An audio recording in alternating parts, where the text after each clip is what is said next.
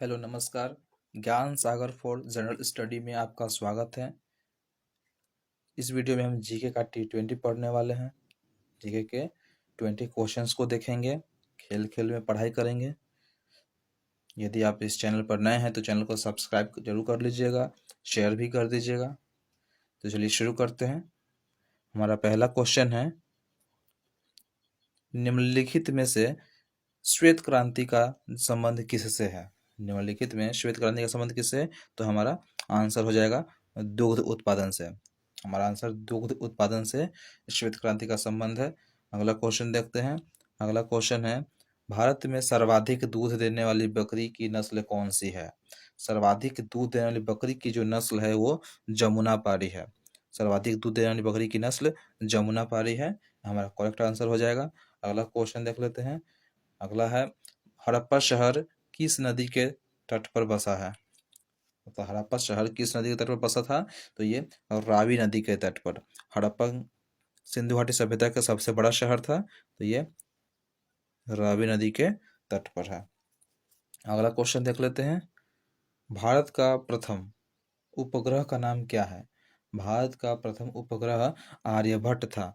भारत का प्रथम उपग्रह का नाम आर्यभट्ट था। आर्यभट्ट है जो कि कहाँ पे? रशिया की सहायता से। किसकी सहायता से?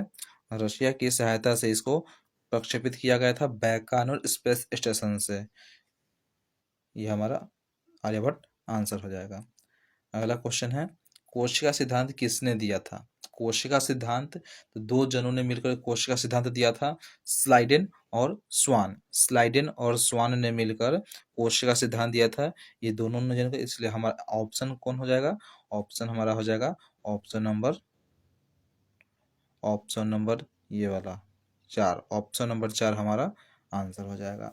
कोशिका सिद्धांत किसने दिया था? स्लाइडेन एवं स्वान। स्लाइडेन स्वान। आगे देख लेते हैं। अगला क्वेश्चन है कि संविधान सभा की प्रथम बैठक कब हुई थी? संविधान सभा की 3 बैठक हुई थी। जब बैठक की शुरुआत हुई थी, ये तो समय 3 बैठक हुई थी। पहला 9 दिसंबर, दूसरा 11 दिसंबर और तीसरा हुआ था 13 दिसंबर। 9, 11 और 13 को संविधान सभा की बैठकें हुई थी और ये सबसे पहला कब हुआ था? तो 9 को। तो हमारा आंसर कौन सा हो जाएगा? हमारा आंसर हो जाएगा 9 दिसंबर 1946 हमारा आंसर हो जाएगा। अगला क्वेश्चन देख लेते हैं। अगला क्वेश्चन है कि किस कारण से पानी की बूंदें गोल होती है? तो ये जो होता है सरफेस टेंशन के कारण पानी की बूंद गोल होती है। तो हमारा आंसर हो जाएगा पृष्ठ तनाव। पृष्ठ तनाव यानी कि सरफेस टेंशन के कारण पानी की बूंदें गोल होती है। अगला क्वेश्चन है कि भारत में जो वंदे मातरम भारत का राष्ट्रगीत है, तो पहली बार कांग्रेस के किस अधिवेशन में गाया गया था? वंदे मातरम कांग्रेस के किस अधिवेशन में गाया गया? तो ये कलकत्ता अधिवेशन। कलकत्ता अधिवेशन 1996। कलकत्ता अधिवेशन 1996 में इसको 1896 में इसको गाया गया था। कलकत्ता अधिवेशन 1896 में इसको पहली बार गाया गया था। इस अधिवेशन की अध्यक्षता किसने की थी? तो ये रहीमतुल्लाह सयानी ने इसकी अध्यक्षता की थी। अगला क्वेश्चन देख लेते हैं। कौन सी मौलिक अधिकार नहीं है? यहाँ पर कौन सी मौलिक अधिकार नहीं है? तो मौलिक अधिकार जो है, पहले ये हमारा मौलिक अधिकार था, लेकिन अब ये कानूनी अधिकार हो गया है, संपत्ति का अधिकार। संपत्ति का अधिकार जो है वो कानूनी अधिकार है। पहले इसको संविधान जब निर्माण हुआ था उस समय इसको किस में रखा गया था? ये मौलिक अधिकार में रखा गया था। वर्तमान में ये हमारा मौलिक अधिकार नहीं है, ये अब कानूनी अधिकार है। अगला क्वेश्चन है कि भारत की सबसे लंबी राजमार्ग कौन सी है? तो भारत की सबसे लंबी राजमार्ग हमारा हो जाएगा NH44।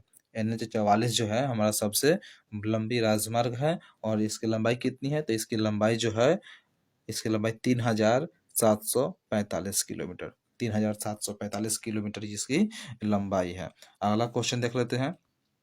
अगला क्वेश्चन है कि वैदिक सभ्यता ऐसी सभ्यता थी।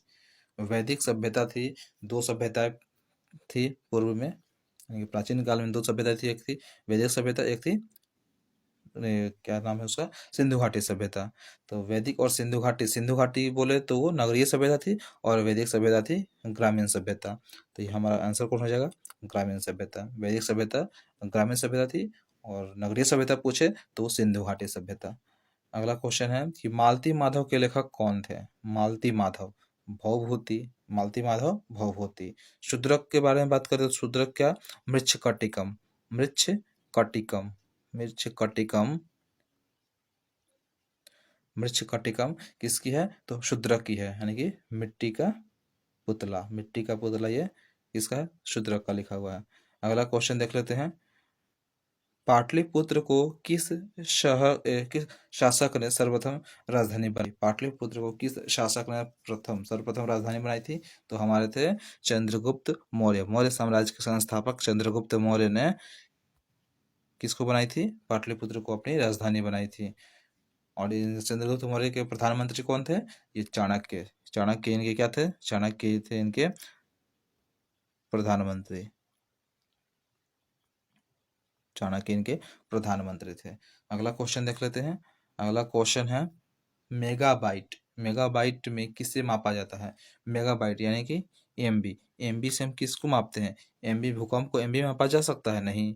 वो जनसंख्या को भी नहीं मापेंगे, शक्ति का व्यय भी नहीं मापेंगे, यानी कि कंप्यूटर, कंप्यूटर से संबंधित यानी कि एमबी जो भी रहता है कंप्यूटर या मोबाइल फोन में यूज किया जाता है। तो यहाँ पर हमारा ऑप्शन कौन सा हो जाएगा, ऑप्शन हो जाएगा हमारा 4, ऑप्शन नंबर 4, कंप्यूटर की स्मृति क्षमता। कंप्यूटर की स्मृति क्षमता को मापते हैं किससे, मेगाबाइट में मापा जाता है। अगला क्वेश्चन देख लेते हैं। हाइग्रोमीटर किसे मापने के लिए प्रयोग में लाया जाता है, हाइग्रोमीटर, ये हमारा आंसर हो जाएगा द्रव की आर्द्रता। ये वायुमंडल में जो भी आर्द्रता है उसको मापा जाता है किससे, वायुमंडल की आर्द्रता को मापते हैं हमारे किससे, हाइग्रोमीटर से। वायुमंडल की आर्द्रता को मापा जाता है हाइग्रोमीटर से। अगला क्वेश्चन देख लेते हैं।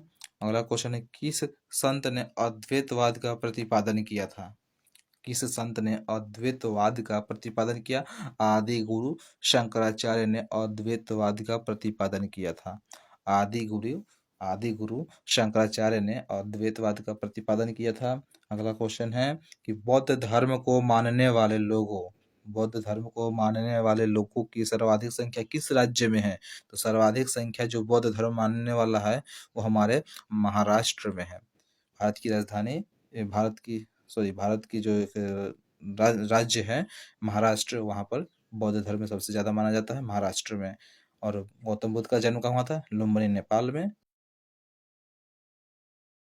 अगला क्वेश्चन देख लेते हैं।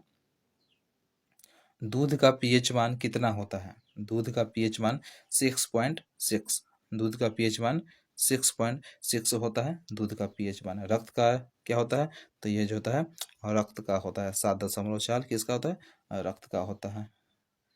अगला क्वेश्चन है तत्वों के आवर्त सारणी के जनक कौन है, तत्वों के आवर्त सारणी के जनक कौन है, तो ये हमारे रूस के थे दमित्री, रूस के थे दमित्री मेंडलीफ, रूस के दमित्री मेंडलीफ हमारे तत्व की आवर्त सारणी के जनक थे। आधुनिक आवर्त सारणी के कौन जनक है, तो मोसले, आधुनिक आवर्त सारणी के मोसले। आगे देख रहे हैं एफिल टावर कहाँ है, हमारा अंतिम क्वेश्चन है एफिल टावर कहाँ स्थित है। एफिल टावर जो है हमारा